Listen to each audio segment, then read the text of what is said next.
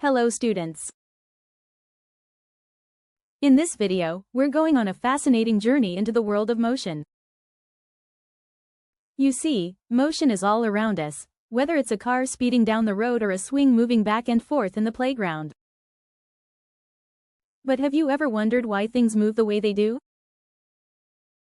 Well, let's dive in and explore the different types of motion and how they work. First, let's talk about the types of motion. Objects can move in various ways. Some move in a straight line, like when you roll a ball across the floor. Others spin around, like a top or the blades of a ceiling fan. And then, there are those that move back and forth, like a swing on a playground. These are all different types of motion, and each one has its unique characteristics. Now, let's break it down a bit more. When an object moves at a constant speed, it's said to be in uniform motion. Imagine you're riding your bike on a straight path, and you're pedaling at the same speed the whole time. You're covering equal distances in equal amounts of time. That's uniform motion. But what happens when you start pedaling faster or slower? That's when we talk about non-uniform motion. In non-uniform motion, the speed of the object changes, like a car that speeds up and slows down in traffic.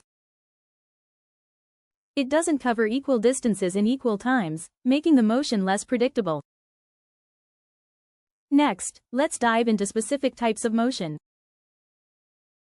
When something moves in a straight line without any spinning, that's called translatory motion. For example, if you walk from one end of the room to the other in a straight line, that's linear motion. But what if you're driving around a bend? That's still translatory motion, but specifically curvilinear motion because the path is curved. Then, we have circulatory motion, where objects move in circles around a center point. This includes rotational motion, like the spinning of a top, and orbital or revolutionary motion, where something moves around another object, like the Earth revolving around the Sun. Oscillatory motion is another fascinating type. It's when something moves back and forth around a central point, like a swing that keeps going back and forth. Sometimes this motion happens in a very regular pattern, and we call that simple harmonic motion. But as you might have noticed, swings eventually slow down and stop. This is called damped oscillation. Let's also talk about repetitive motion, where movements repeat over time.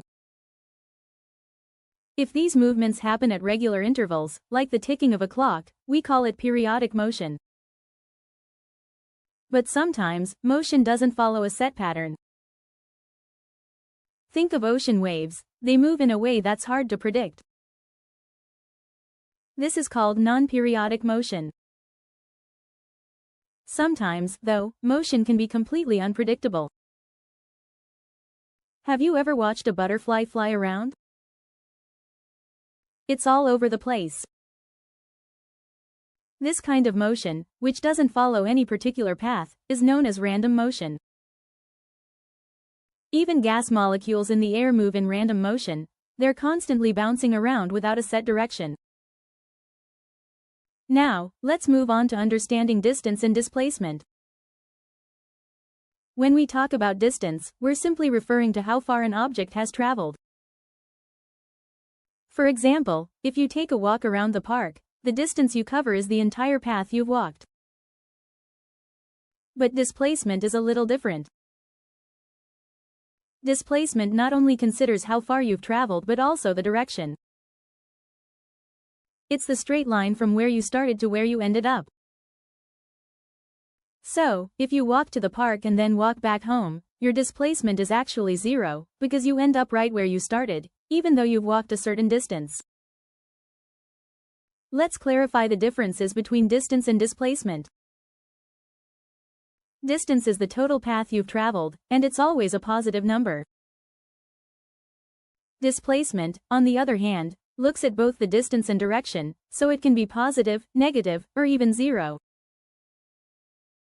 While distance only tells us how much ground an object has covered, displacement tells us both how much ground and in which direction. So, in summary, understanding motion helps us grasp how objects move and interact with each other in our world. Before we wrap up, here's something for you to think about. Can you come up with an example of non-uniform motion? Please share your answer in the comments. The complete curriculum for Class 7 is available on our channel. Check out all the links provided in the description below. Please make sure to like, share, and comment for more such videos.